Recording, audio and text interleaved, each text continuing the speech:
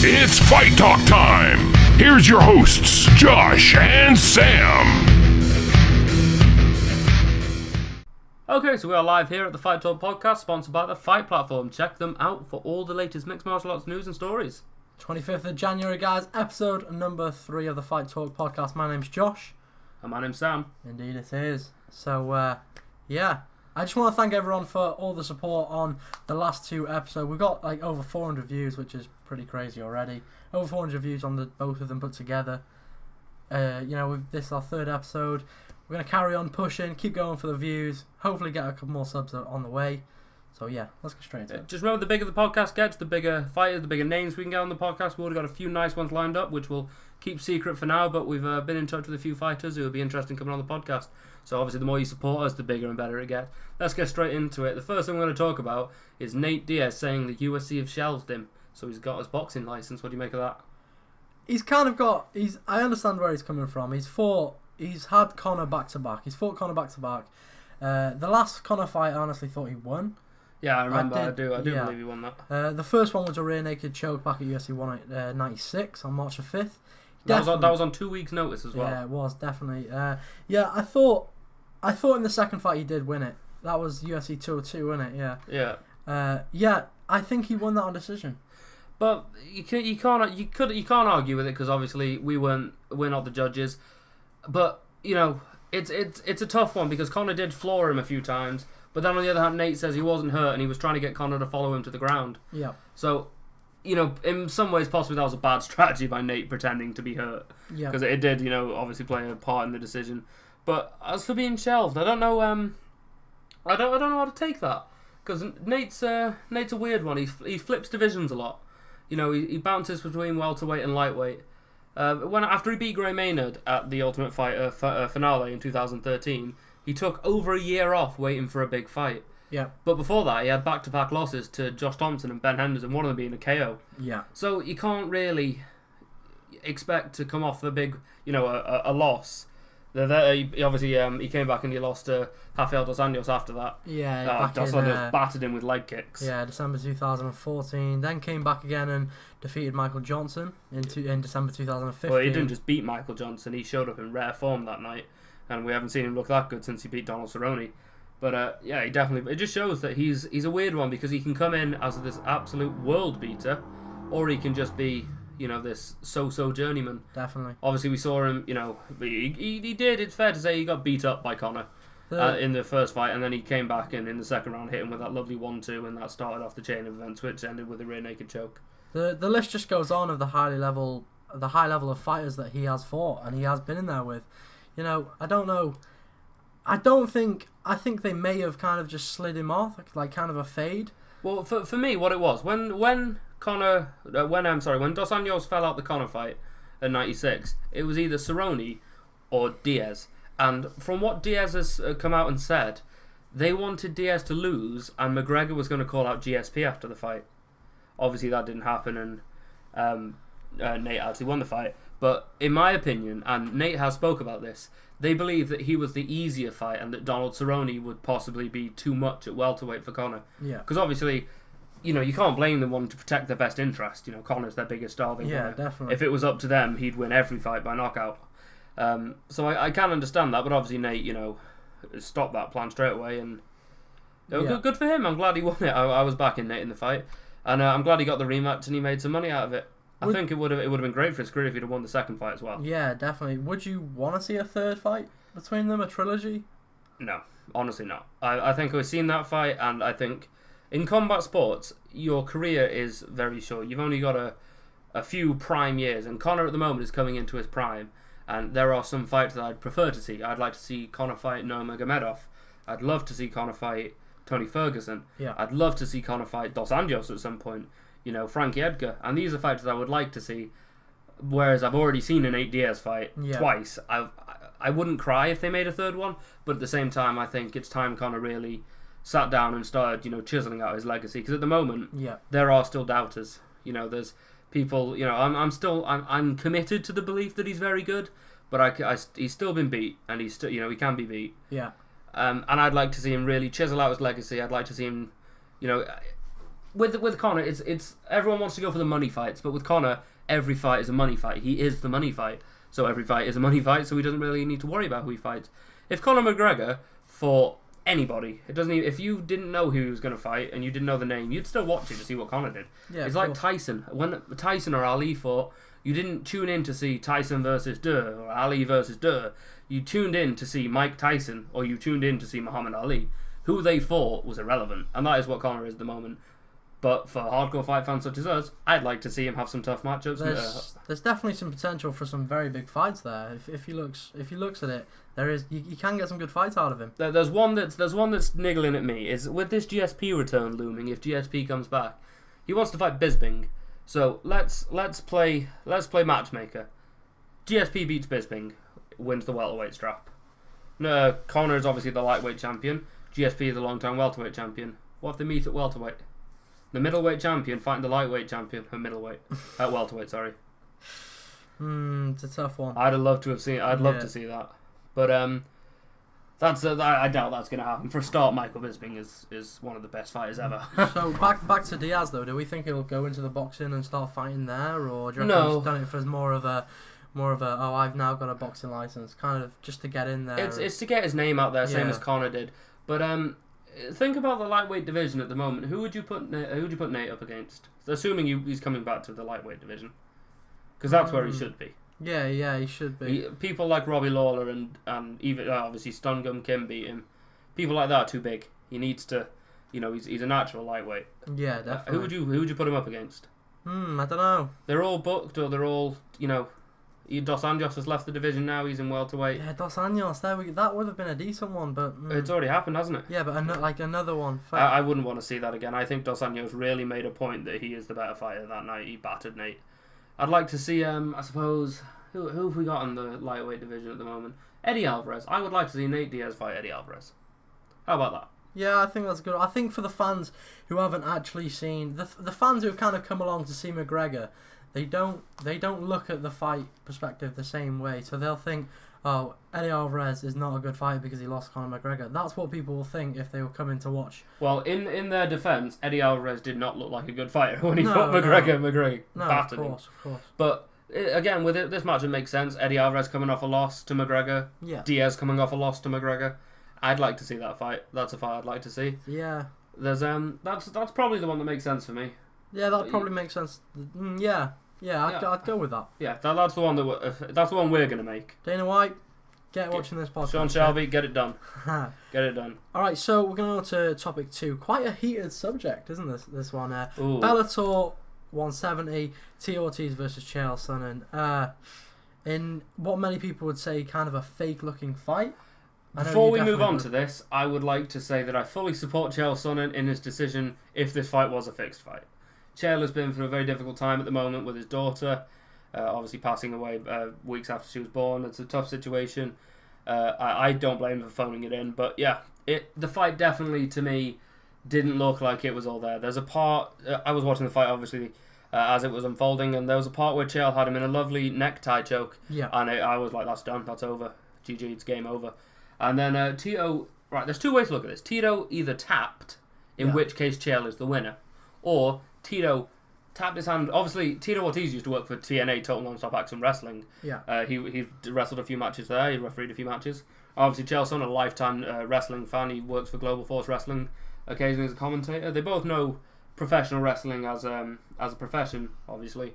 But that tap meant one of two things, in my opinion. Either that is a tap out, in which case Chael Sonnen is the winner, or you've got me in this choke. You need to let go. Yeah. Because I need to win this fight. Yeah, it's not even the first time we've seen a Tito Ortiz fight look fake. Back when he was fighting Stephan Bonner before the fight. Do you remember the masked man? The masked man. The masked man came into the ring. So anticlimactic. But there's one thing in making theatrics like WWE and pro wrestling. It's another to influence, because for a start that's illegal. Yeah. You can bet on pro wrestling, but the odds are generally always there. You know what's going to happen. But with mixed martial arts, that's where the betting comes from. So if Bellator knew the winner, they could potentially, put a lot. And obviously, Chael was the heavy favourite coming in. Yeah. So, and definitely not to lose by submission. Obviously, Chael's a highly skilled grappler at the moment, competing in grappling matches. Sug 3, yeah, submission underground. Not just 3. that, Metamoris as well. He was in Metamoris. Yeah. He's competed there, and he actually wanted to fight Josh Barnett in Metamoris, but that didn't come to fruition. No. But yeah, if that fight was fake, that is terrible for the sport. For one, that's illegal, obviously. Bellator, if they knew about that, that is terrible. Yeah. Because that's illegal. That's fixing fights. That's serious jail time. But the other thing that supports this accusation is, let's think back to one of the other main events. Let's think back to Kimbo Slice versus Ken Shamrock. How did that fight look? Like a pro wrestling match, yeah? There's been a lot of dodgy fights. As soon as the fight started, Kimbo and Ken, oh God rest his soul, Kimbo and Ken started, they had a clinch, no punches were thrown. Ken got the shaky looking takedown that looked to me like Kimbo threw himself. Ken got Kimbo in a rear naked choke, and Ken's been fighting professionally in mixed martial arts for over 20 years, and all of a sudden forgot how to finish a rear naked choke. Kimbo Slice didn't even defend. He didn't use his hands at all to defend. But yeah, it was crazy. And that was the first fight. Even Joe Rogan agreed that fight looked fake. Yeah, I totally agree. Even Dan Hardy said it. Dan Hardy said it looked fake. Was it Dan Hardy? Dan Hardy said the Chael fight, but I was talking about the Kimbo. Kimbo and yeah. And then you got the Bellator, like with Pride. Pride used to put on freak show fights. Obviously, you had people like Aki Bono come in and fight. You had people like Zulu Zinio come in and fight, and that they were. Lol. Right. So I'll start that bit again. So Pride used to put on freak show fights, and they were competitive. You had people like Zulu Zinio and Aki Bono come in to fight, and the fights were entertaining. The fights were competitive. But with this one, bringing when they did Dada 5000 versus Kimbo, that was terrible. That was terrible for the sport. And then you had Shamrock and Gracie 20 years after the initial fight. That fight was horrible. So there is a point of diminishing. I understand Bellator wants to get their name out there. They're already the second biggest mixed martial arts company in the world. Yeah. But obviously being in the UFC's shadow. But having your best fighters being the UFC's, for lack of a better word, rejects is not a good way to be. No, of course. And then obviously we've got the co-main event, which is completely on the flip side. You couldn't get more real than that. Paul Daley breaking the face of Brandon Ward. It was crazy. I remember watching that fight and thinking, "Oh, Paul. Obviously, we're from the UK. Paul Daley's from the UK, so we support him." But yeah, I remember seeing that fight and thinking, "Oh, Daley's got his hands full here." He gets taken down, gets the spinning elbow off, and then a jumping double knee. That was some serious damage. Yeah. That was horrible. I think he left on a stretcher. He did leave on a stretcher, but he was not only on a stretcher, he had a neck brace on. It was scary. Yeah, that was quite horrible. Obviously, Paul Daley is one of the better better British fighters. Up there with Michael Bisping and Tom Diacassi. Tom Diacassi? Yes, Tom Diacassi. Yeah. Yeah, Diacassi. So let's look at this weekend. We've got UFC on Fox, Shevchenko versus Pena. This Saturday, headlined by Valentina Shevchenko versus Juliana Pena. So we're gonna put on some predictions for this. We're going to predict, are we? We're going to predict. I'm just going to put it out there, guys. I've been wrong every step of the way since Ronda Rousey lost. Every fight, I have been wrong so far. It's not. I'm not in a good place at the moment. However, I am confident with my picks. Okay, let's do this. Okay. Right, so, who have you got? Should we start the main event? We start the main event. We'll start the main event. Come on, who have we got? Juliana Pena versus Valentina Shevchenko. Shevchenko, because she's the more experienced fighter. She's fought the better competition. And she looked outstanding when she beat Holly Holm. I can't see her losing this fight, which means she's probably going to lose the fight in spectacular fashion. However, I'm going to stick with Shevchenko. There's some arguments for that. Yes, she is very good. Her kickboxing record, 58-2-1, is also outstanding, incredible. But I'm going to go for Pena on this one. She's on a 4-fight win streak. She last fought at 200 versus Kat Zingano, decision win.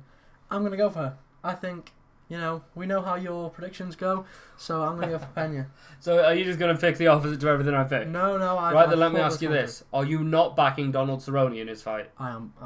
And you have to back Cowboy. Yeah, I love Cowboy. So some of the things Medesival is saying are quite out there and quite, I don't know, he's trying to, he's not a bad fighter, but he's been a bit hit and miss recently. Yeah. Since he lost to Anderson. Donald Cerrone's on a tear at the moment. Donald Cerrone's an animal. Yeah. I can't see him after he knocked out Matt Browne. Like no one has ever knocked Matt Browne out like that. Crazy. Robbie Lawler couldn't finish Matt Browne. That's how crazy Cerrone is at welterweight. So got to back Cerrone. Donald Cerrone is currently on a 4-fight win streak. I can't see him, not. He's on 4 fights a year since 2013. That's crazy. That is active. I remember last year it was something like the 4th or the 5th fight of the year was the 4th or the 5th card of the year was the first card of last year that Donald Cerrone hadn't fought on because he was replacing fighters so often. But Donald Cerrone, I can't see him losing. Right, Andrei Arlovski, you give me one reason why he's not going to win this fight. He's not going to win this fight. Okay, that's not a reason. Francis Ngannou is going to come in and he will knock him out. Knock him out. He is 4-0 in the UFC. I don't know. I just can't see. I can't see Arlovski losing. Arlovski, he's had a couple of back to back now. Obviously, he got knocked out by Overeem, but Overeem, Josh Barnett submission. That was a great fight though. Current champ Stipe. But with Ngannou, his last submission win with a Sakuraba style Kimura. Yeah. In fact, and I remember that. I remember thinking of what a big. I've never seen him before. I remember what a big man. I'm sure he's got knockout power, and I'm sure he does. Obviously, with the 3 TKO wins, but with the he also shows he's got that jiu-jitsu skill. Yeah. Although it wasn't. It was more of a catch wrestling style move than a jiu-jitsu move. Obviously, Kazushi Sakuraba, famous for doing the run around Kimura. He's won many times with it. It was just odd seeing a man who, could probably eat Sakuraba using his move. It's very catch wrestling style, not finesse, it's not so much finesse, more raw power. Yeah. And that reminds me of a young Josh Barnett, and that is a scary man. As I'm talking, I think I've talked myself out of Arlovski winning this fight. But no, I'm going to back my man Andrei Arlovski, one of the original veterans from the 90s. I got to back him. Hear me out. As much as I like Andrei, Francis Ngannou will win that fight. I promise you. I disagree. Alex Caceres, Jason Knight, Mr. Bruce Leroy himself. I will never bet against him. No. Jason Knight, he hasn't even got a Wikipedia, man. He hasn't got a Wikipedia. No. so, there's not much to say about that one. Bruce Leroy, my man, obviously came up short in his last one against Rodriguez. But, Alex Caceres, Bruce Leroy, pound for pound, the best entrance in the UFC. Some of the entrances he does, like that cowboy beat bop entrance, it's fantastic. I love him. Now on to this fight. This next fight is one that I didn't even know this fight was happening until last week. Nate the Great Marquardt versus Smiling Sam Alvey. What a fight. Both men have knockout power. Nate has the experience advantage, and Sam Alvey's just a monster. Definitely. Nate with great definitely teeth. has that experience. 35 wins, 16 losses, 2 draws. He's also the Strikeforce middleweight champion, knocking out the current welterweight champion. In Tyron Woodley. He also KO'd Damian Maia back at UFC 1. That was Damian Maia's first professional loss. He also headlined the first ever fight night. I know we did touch on that last week. It was his losses to Anderson Silva and Chael Sonnen that really started the decline in Nate Marquardt. But it's nice to see him having a bit of a career renaissance now. Yeah, definitely. I'd love to see him. I don't think he'll fight for the belt, but here's how in that middleweight division anything can happen at the moment. It's so shaky. Yeah, of course. There's a lot happening right there. Michael Bisping out until May at least with that knee surgery. Sad time. But speedy recovering there, Mike. We hope you're all right.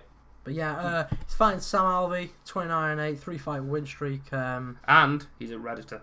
He is a Redditor. He's on Reddit all the time, my man Sam. That last week. So who have you got for this one? Well, he shares the name with me, so Sam Alvey is my man. I've also gone down for Sam. I think Sam's got this. Yeah, I think I've got this. I just think I'm too quick for Nate. I think I'm too powerful. I think the wrestling, my wrestling's going to be there.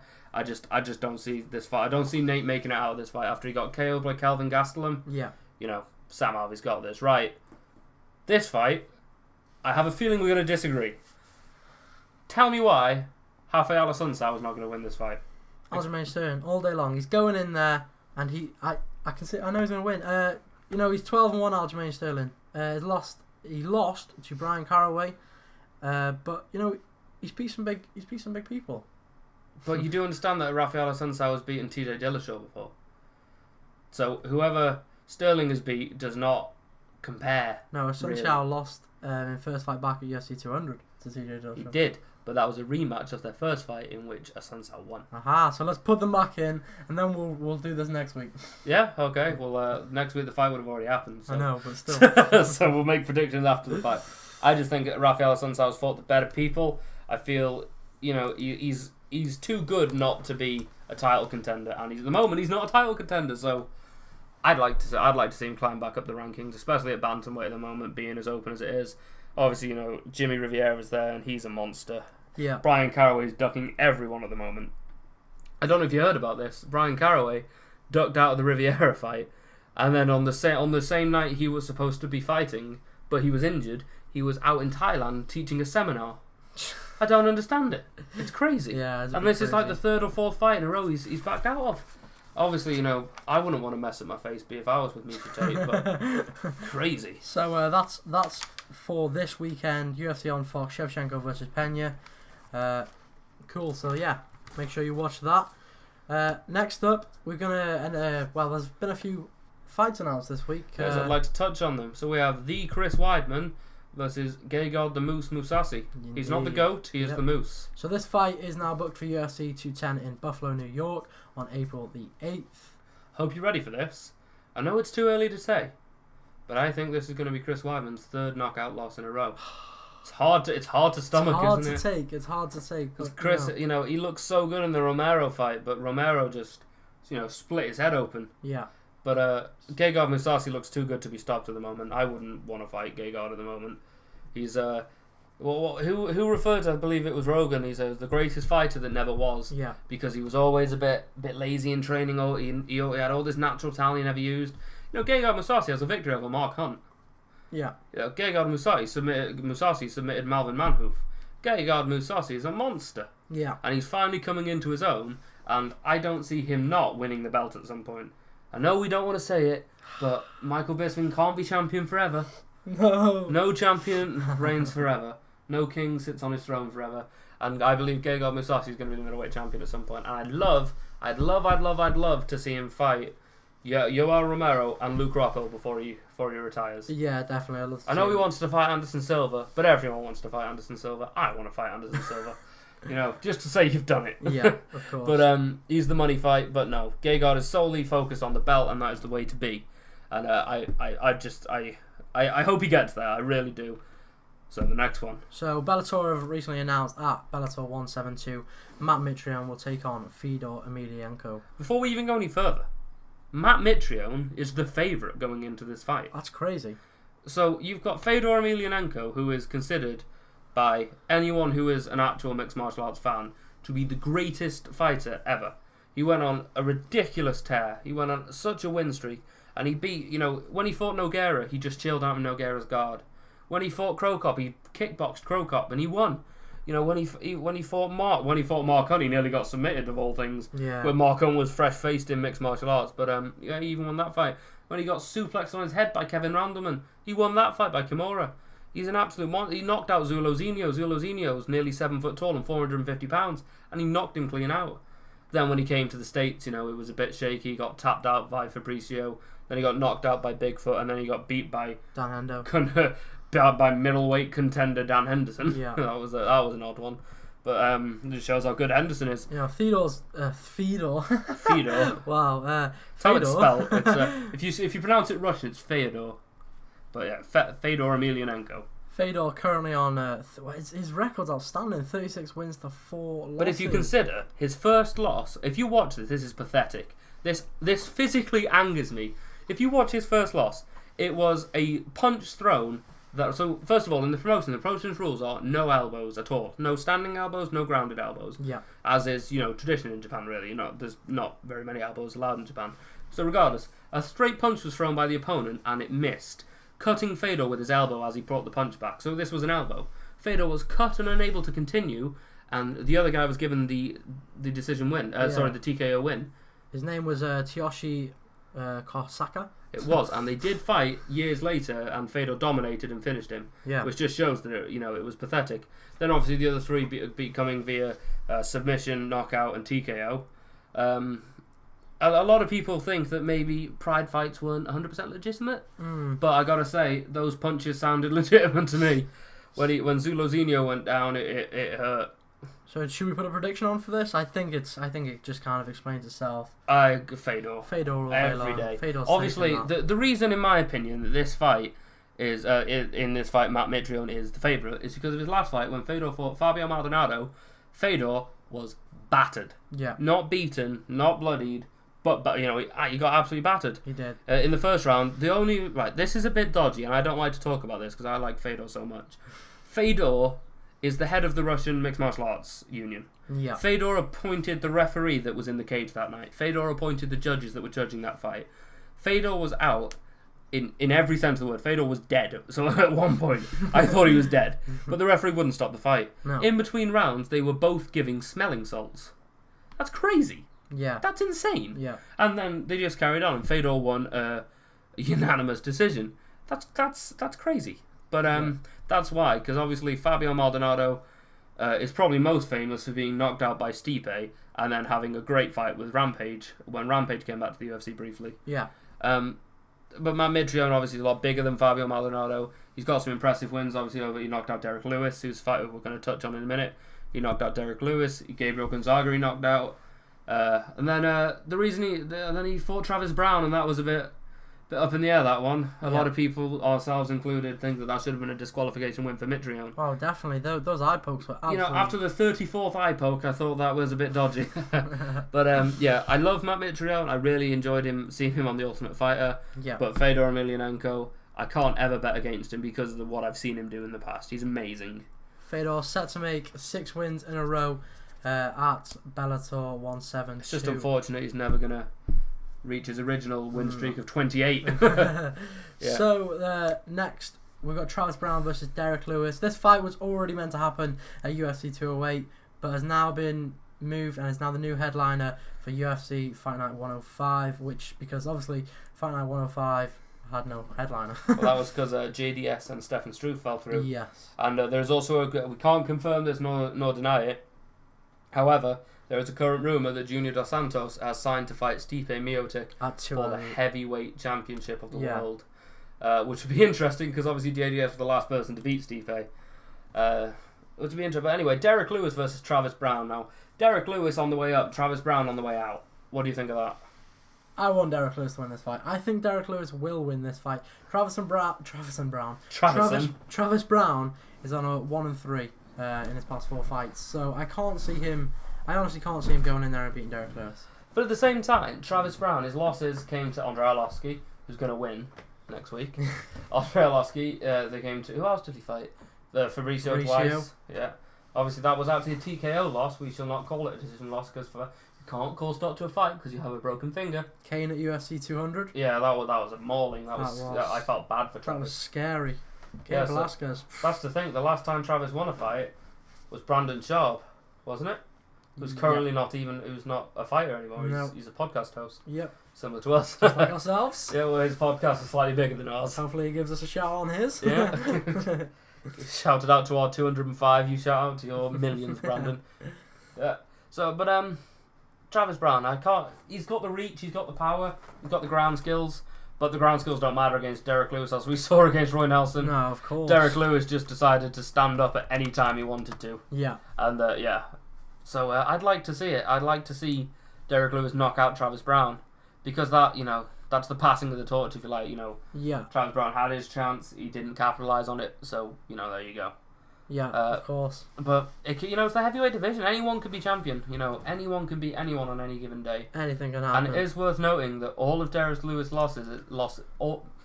going to do that again. All of Derrick Lewis's losses have come by KO. Obviously lost via hook kick to the face by Sean Jordan, who's not in the UFC anymore. Yeah. And then obviously Mitrione ran him over like a freight train. So there's always questions. Alright, so the last thing we're going to touch on, we haven't got too much time left. Mike Goldberg on his UFC release. It took WME IMG 15 minutes to destroy a family that was formed for over 15 years. Quite a big statement from the former commentator. It is, and at the end, it's like I can understand what Goldberg's saying, but at the same time, if you come imagine you've just bought a restaurant. Yeah. And you didn't like the way the front man did the business. He didn't, the way he spoke to the customers. Yeah. Maybe not necessarily rude, but not in the way you'd like to reflect your business. If you've just paid $4.3 billion, was it? Yeah, I think, something similar, some obscene number. You want to make sure that you invest your time and money properly. And if that, in their opinion, I'm not saying this is my opinion because it's not, in their opinion, Mike Goldberg was not suited for the job. So even after 15 years, you know, in their opinion, they're going to have to replace him. And it's not like they're short on replacements. You know, you've got John Anik, shout out to your Twitter follower there. Hey. You've got Kenny Florian, DC, Daniel Cormier, Dominic Cruz, Michael Bisping. I'd love to see him have a go in the commentary booth. Yeah. Dan Hardy as well. I think 208. They did say it would be DC. It's DC, John Brian Anik, Stan. Brian. Is it Brian Stan or is it John Anik? I'd be happy either way. Yeah, all four of them. And Joe Rogan. So there we go, WWE, and just throw everyone in. Yeah, just have a Royal Rumble of commentators. But have everyone at the Octagon. The UFC will never be the same anymore without Mike Goldberg. No. Does not matter who. Like when they got rid of Jim Ross in WWE, they've never had another one, and that was years ago. No, of course. Jim Ross was to WWE what Mike Goldberg was to the UFC. It was that familiar voice, that unique. It's like when Bruce Buffer leaves, because, you know, at some point he's gonna have to. Yeah, we gotta face it. At some point he will leave. And there's no who can you bring to replace Bruce Buffer? It can't be that British one. No, it definitely can't. We've got the world watching. So Goldberg did say on the MMA Hour that around December the 1st I got the news that my contract would not be renewed, so I was given about a month's notice and a couple of shows left. I had Uriah Faber's last show, which was awesome. I had the trip to Toronto, and of course UFC 207 was my last show. Just a pleasure that we got to meet him before he definitely left the UFC. Quite a big show to go out on. Yeah, 207. It's a shame though that they didn't do anything for him. They should have. What upset me? It didn't upset me because I understand where they're coming from. There was that. Was he the head of social media or someone passed away? Unfortunately. Yeah, I can't remember his name. A lot of people were talking about. Yeah, and they did a video tribute to him. Yeah. And you know that's really sweet. But if you can do, I understand Mike Goldberg's not dead, but you can't. You can't just sweep him under the rug. Because everyone knows he's gone. Everyone notices. Everyone's noticed. Yeah, definitely. And then there was a picture of him at the last UFC event in like the 27th row of the crowd. Yeah. If you can afford to spend so many billions on it, you can afford to look after your 15-year employee. And if he wants a front row seat to every UFC event ever, I'd give it to him. If that was me, it's not me. I'm not a billionaire. I'm not a millionaire. I'm barely even an heir. But if it was me, I'd you got to respect what Goldberg did. Goldberg and Rogan helped build the UFC because Joe Rogan worked his first few UFC events for free. Yeah. And it's not like Rogan was a nobody. He was a Taekwondo champion. He was a comedian. He was the host of Fear Factor. Yeah. So I hope when Rogan goes, they do something to say goodbye. Yeah, definitely, of course, yeah. So quite a crazy subject there. But thank you anyway, Matt Goldberg, for everything. So glad we got to meet you at the train station in Manchester train Manchester. station just after UFC 204. What an event that was. I'm sorry to the steak pie that I threw across the train station to run after him. Yep, now in the bin, and it's now gone. So anyway, guys, that has been all from us at the Fight Talk podcast. Once again, bringing you all the latest news. Thank you so much for watching. Be sure to check out the Fight platform for all the latest mixed martial arts news and stories. And if any of you are interested, there's this really nice game on Google, MMA Tycoon. Definitely check it out. It's so much fun. Yeah, definitely. Right, we will